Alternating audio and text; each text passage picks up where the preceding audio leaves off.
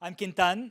I lead product for music at Amazon, and started a healthcare company, worked in enterprise product for about 5 years, and the last 10 years I've been doing consumer products for Amazon, primarily focused on entertainment, focused on movies and music.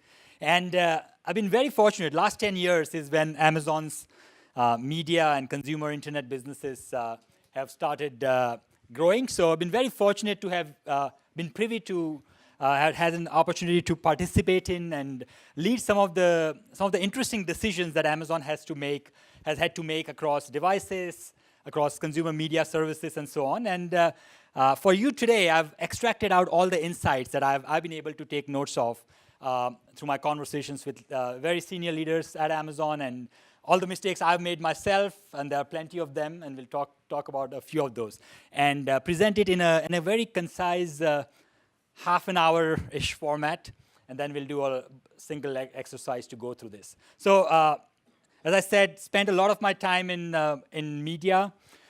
First 4 years was at IMDb, Internet Movie Database. Does anyone know about that? All right. Thank you. So thank you for using it, and thank you for continuing to believe in that. So at IMDb, we obsessed. At Amazon, typically we obsess about customers, but at IMDb, we obsessed about movies.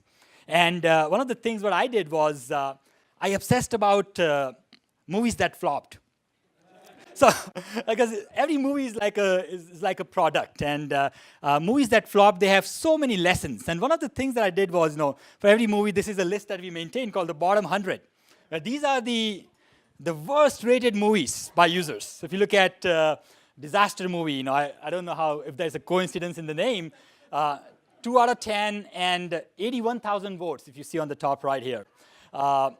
So I'd go and look at, the good thing about movies is you can go online and see the press interviews, the pre-release interviews, and so on. So I'd go and look into these interviews of the directors and producers. I'd go to the IMDb Pro has this budgeting website where you can see, okay, how much did this movie cost to make? So disaster movie costed a 20 million budget, I guess.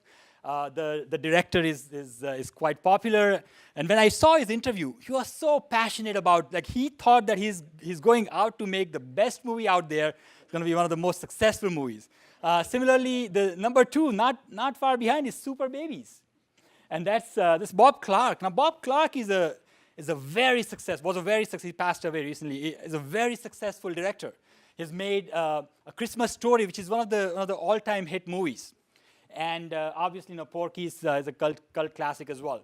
So the gist of showing all this is to see that, hey, and even if you were to go to, say, App Store in the product lens, if you go to the Google Play Store or the iOS App Store, and you go to all the developers of 1-star rated apps and ask them, hey, what were your intentions when you started building this app? What were your intentions? What did you set out? Nobody will say that, hey, I set out to build a 1-star app, or I set out to build a 2-star movie. The high order bit in showing this is that good intentions don't really work. Everyone has good intentions, they just don't work. And there's so many examples, and especially as leaders, when we may not have a direct line of sight into our managers. So many of us have, from conversations, I know many of us manage larger teams. We are manager of managers, and at larger companies like Amazon, I think Bezos had this strong belief that to be able to scale product, to be able to scale this customer obsession across tens of thousands of product managers and employees, you need not just good intentions, but mechanisms. And mechanisms are just a fancy word for processes, but complete process. And we'll talk about what's the difference between a mechanism and a process. Amazon's approach to building products. So really quick question. What do you think is product building more like? Is it more like chess, or is it more like poker? Now, chess being for every situation, there is one specific move. There is one perfect move, the most optimal move. For poker, expected value rules the game, where there is no one right answer, there is no one right move. What do you guys think? And the answers I've asked this question to many folks. Gib and I differ on this, just so you guys know. What do you guys think? Let's see. How many of you think it's more like poker? Wow. Chess. All right. I think there is no right or wrong answer. Obviously, I think it's more like poker, personally. Data point of one, and then a few of us. Just because requirements change, the context changes, customers change, the state of the customers change, and so on. I think at different stages in Gib and I have debated about this quite a bit. At different stages of the product development lifecycle, I think there are some chess moves that you may end up wanting to move, but in a grand scheme of things, it's more like poker. So what does that mean? And I'm going to quickly go through 4 or 5 slides that talks about the what of Amazon, very basics, very generic stuff, and then we'll go into an actual case study. Go ahead, Hao. Yeah. So, and I'm a poker player, so I know. So there is a lot of luck, not just skill, involved in poker. So how much do you think about luck playing a role in building these great, big, iconic businesses? I think there's a game of chance. Obviously, there's a lot depends on chance, because instead of using the term luck, I think there are types of decisions that you control, where you have access to the controllable inputs, and there are types of decisions that you don't really control right away. So I think the high order bit is knowing where chance has a bigger role to play, uncontrollable factors have a bigger role to play versus not, and then things you control, double down, triple down on those. Right. So I think there's always chance. I'd say chance because it's set of uncontrollable inputs. That's why we call it chance. Does that make sense? And it becomes, an exercise in resource allocation and risk mitigation or risk maximization, where risk is like currency. So you have $100 worth of risk. As a product leader, it's up to you oftentimes to decide, okay, where am I going to utilize those risk as a currency? So $20 of risk here, $40 of risk there, and so on. So that's where the uncontrollable factors come into play. So if you have to boil down Amazon's approach to building products and or businesses. Now, I think there are three things that I've observed that are very peculiar to Amazon have been customer obsession, and this is very real. I've lived it for 10 years of my professional life, so I can attest it with, and I can give as many examples as you'd like. The customer obsession is very real at Amazon. Second is the quality of decisions, and third is the velocity of decisions. And the knowledge of, knowing when to make decisions very fast, when to make decisions, when to take a step back and make slower decisions, so on and so forth. And we'll talk about that real quick. It's all about thinking in bets. At least I think in terms of expected value, that, hey, if I do X, then the probability of this Y outcome is higher or lower, and so on. And that's why we are doing X. So having those hypotheses before you do those experiments and A/B tests and so on, I think that's important. Fairly basic. So what does it mean to be customer obsessed? And it's essentially, it boils down to listening. As product leaders, our job is to talk oftentimes, but we get paid to listen. So listening to ourselves, listening to our customers, listening to all the stakeholders involved in building a product or building a business and so on. And if you were to codify it, to use an army or a military analogy, I like to use this analogy of listening posts, where listening posts keep track of what's happening on the other side of the border and so on. So from a product development perspective, the 5 pillars that have worked for us, that have worked for the teams that I've had the privilege to look after, are obviously customer feedback if the product is already out there and customers are using it. Metrics, so usage metrics. Obviously, as Dan mentioned, there are multiple ways you can spend days to just talk about metrics. Macro trends, what's happening in music, for instance, are people continuing to stream music versus buy music, download music versus share music, so on and so forth. Competitive benchmarking. Now, this may be counterintuitive, where we are obsessed about customers, not competitors. But competitive benchmarking, knowing what competitors offer to the shared customer segment, is super critical, because it helps you understand the expectations that your shared customer base is accustomed to. You know that, if this other service is offering this benefit or this feature area or this product, then my customers expect it. So that's the baseline. So it's very important to be aware of what the competition is benchmarking by.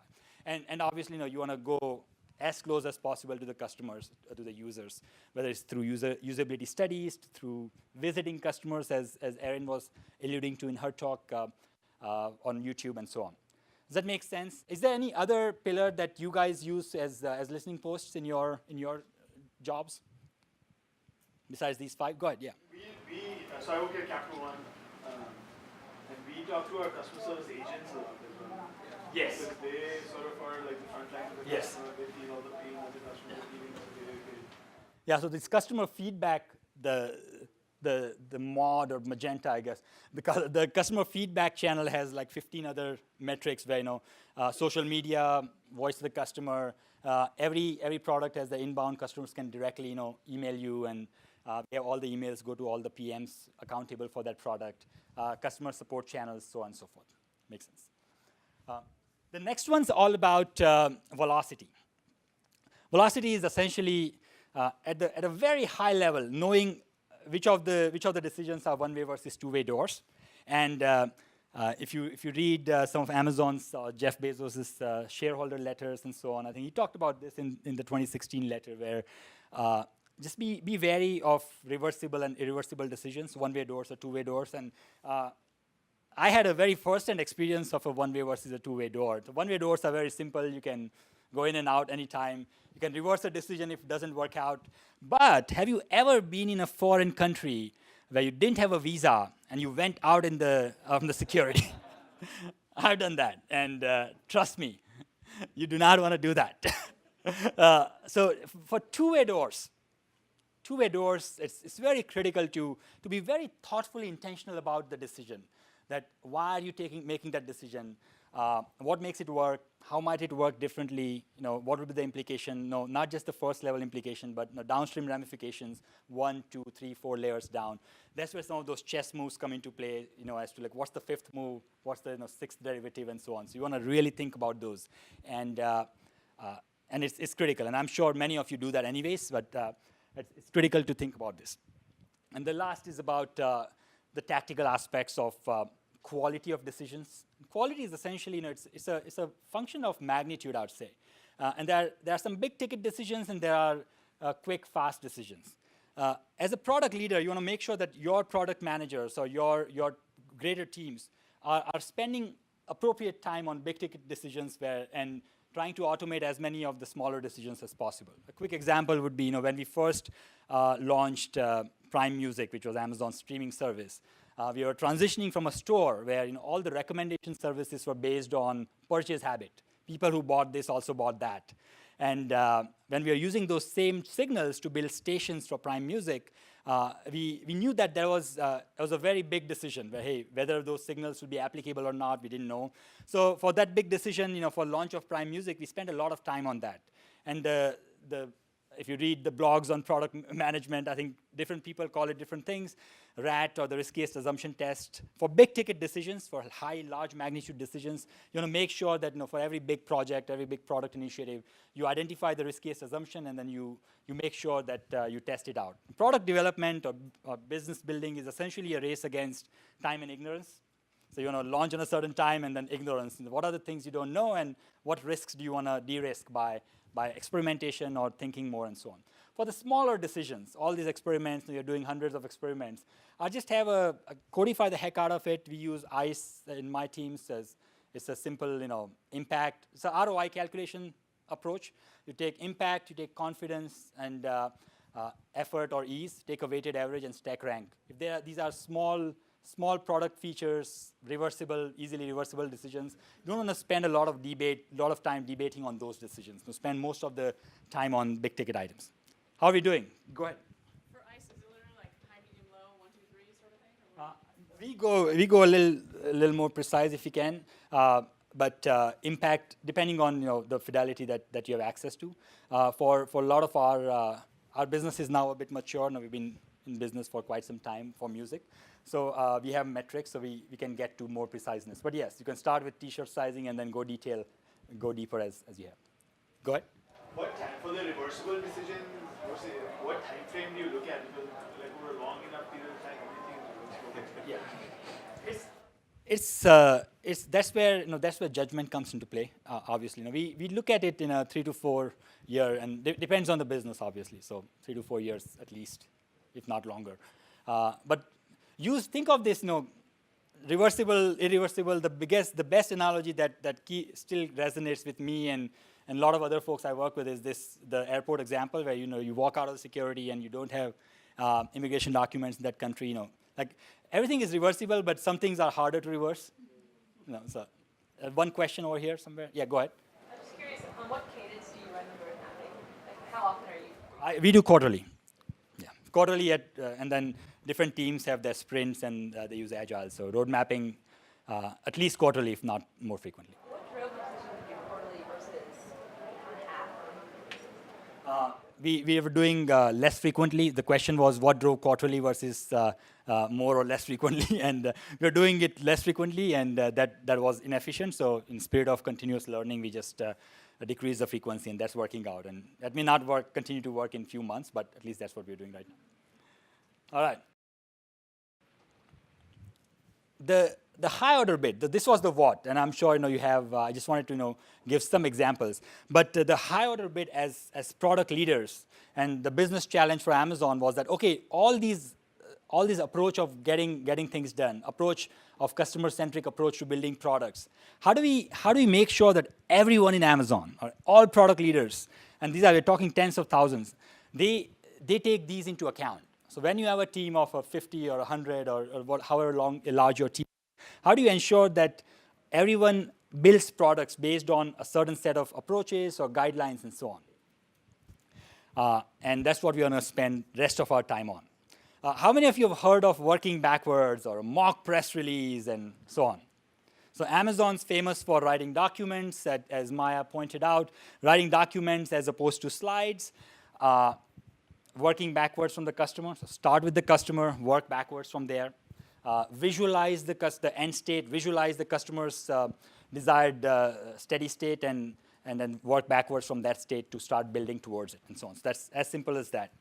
What does that really mean? What does writing a mock press release mean? How does that help, and so on?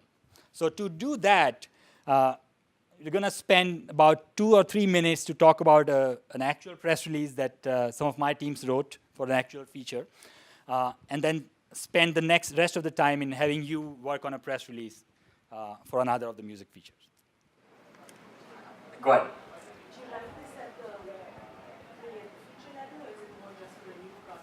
We write it. The question was, do we write it at just the feature level or across products? So surprisingly, it's being now overused in everything. At a feature level, we did an office move, and my EA wrote a working backwards doc for moves, and I was very impressed. but people are using it in every. So it's wherever it helps. I think that's the key. We write it. We overuse it. Let me put it that way. It's good. We use it because it works. Sounds good. So go ahead. I assume that you have milestone chart marks and decisions. How do you determine what a good press release is or not, and then who makes the decision?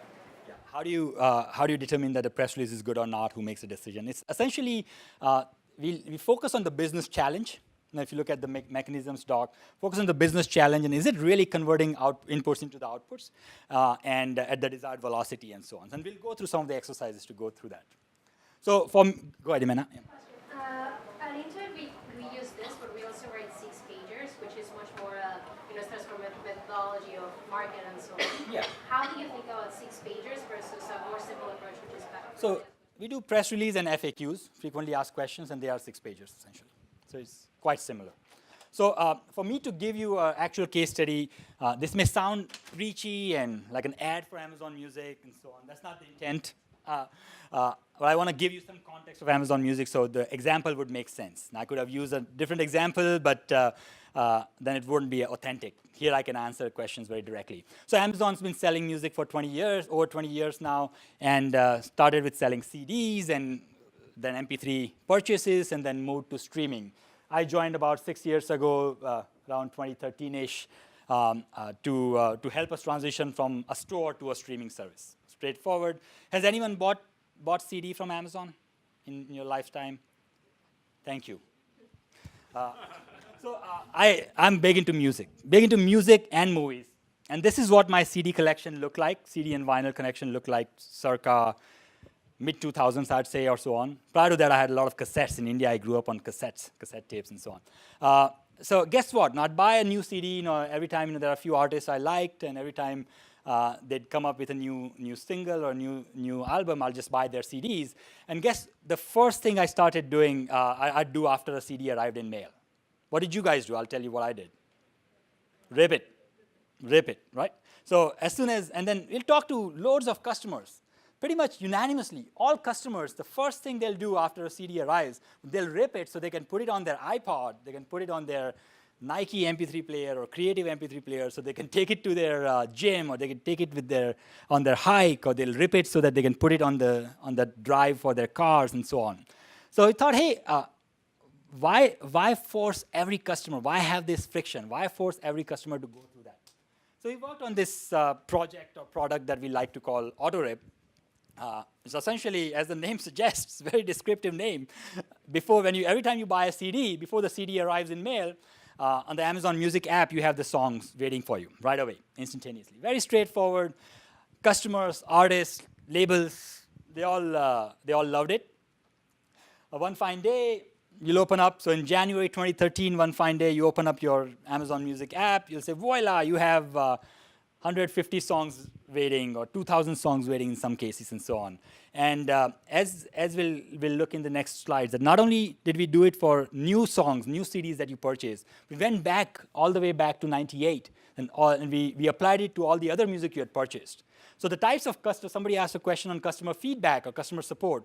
The customer support complaints or calls we'll get where, how dare you put Nickelback in my library? I'm like, dude, you bought Nickelback. No, it's not me. How dare you pollute my library with Britney Spears? And it's basically customers were unanimously happy about this. So how do we go thinking about a feature like this or product like this? Now, talking about it, it's a fairly complex thing to do. Imagine you go to Sony Music or Warner Music and all these large label companies, and many of these customers, what they used to do was they'll buy a CD, but they'll also download it on Amazon MP3 or iTunes or their other favorite store that they had. Instead, we are saying that if you buy a CD, we'll give the digital version for free. So there was likely going to be some impact to the revenue. So these were non-trivial conversations. We used it for we used it as a cold start to solve our cold start as well. When we were building our streaming service, because we had fill libraries to begin with, and so on. So how does this translate into press release, FAQs, visuals, or I do a lot of work on voice, so it's not visuals now, it's audio files and dialogues and so on, but you get the idea. So press release is essentially, it's one of the most important part because it forces you, it's a visualization tool. It forces the team to stop thinking about the constraints, stop thinking about the costs and the dev teams and so on, and visualize the right long-term steady state for the customer, for the product or the customer's experience. So you want to put yourself in the customer's shoes and see that, hey, whenever we launch this product, what do I want my customer to feel? What do I want my customer to experience? And you describe it in crisp, concise press release. It's limited to one page. It describes the customer benefit very clearly, describes a quote from the customer and quote is very important because the quote describes, hey, what would a customer say? How would a customer describe this to a friend or a family and so on? How would a executive or the business owner describe it and so on? Press release is a mock press release, but oftentimes, sometimes we measure the success of a product based on what the press release was that was written about a year and a half ago, depending on the project, and what was actually printed in the New York Times or whatever media gets printed. So this is one of the versions. Obviously, these are living documents. So this is one of the versions of the press release, or mock press release that was written about a year before launch in early 2012. And I've highlighted a couple of things because they are important. It clearly identifies the customer benefit, the customer problem as well as the benefit. And then this is what Wall Street Journal and TechCrunch had to write about it, where the customer benefit was very straightforward. It automatically, the digital version automatically arrives in before the CD arrives, and so on. So it's very, as a product builder, it's very satisfactory to see that you had a certain vision, you spend about a year or so working towards that vision, and you see that realized. Really quickly, press release is one page, then we spend 5-6 pages to write about how are we going to do it. Press release is all about who, why now, and then FAQs are essentially asking all those important questions, both for the customers. What are the questions a customer might ask? What are the questions press might ask? What are the questions my engineers or my marketing partners or my designers might ask? And you want to essentially write down all the questions. You want to obviously focus on the strategy, who is it that we are building for, what's the customer benefit, why now, super important, and so on. But you also want to talk about the internal stakeholders and so on.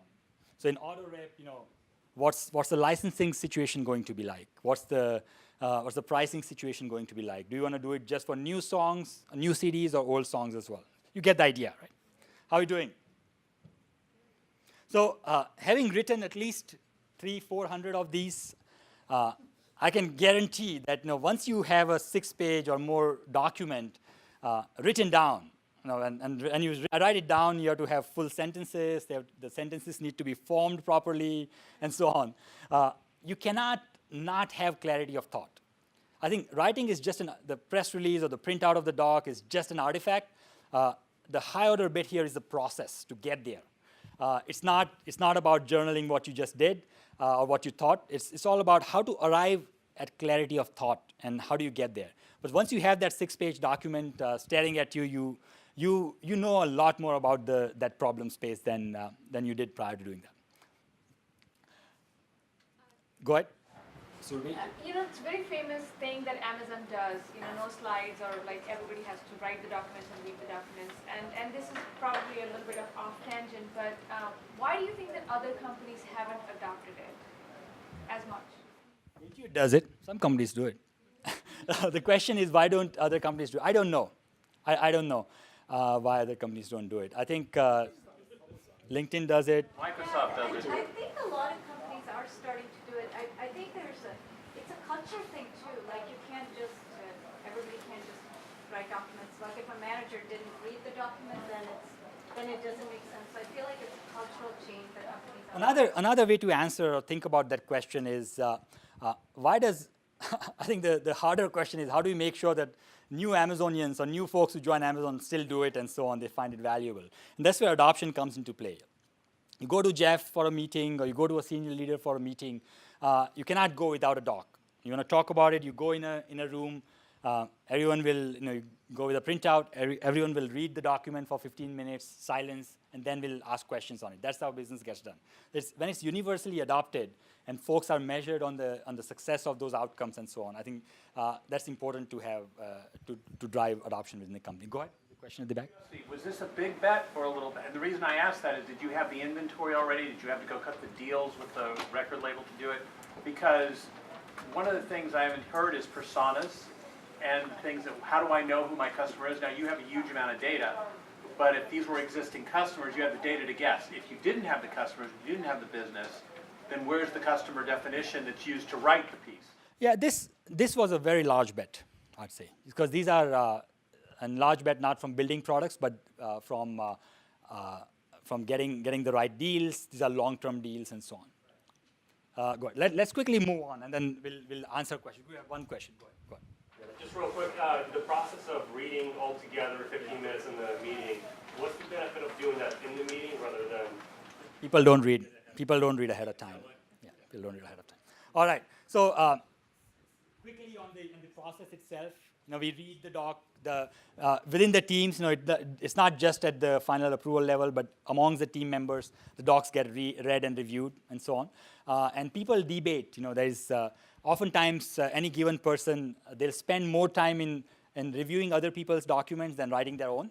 So it's super important as part of the adoption of the mechanism, super important to make sure that we teach folks on how to provide feedback and how to be respectful, how do we challenge them respectfully, how do we speak up if you don't disagree, if the customer benefit is not very clear, how do we ensure that the customer benefit is brought out and so on.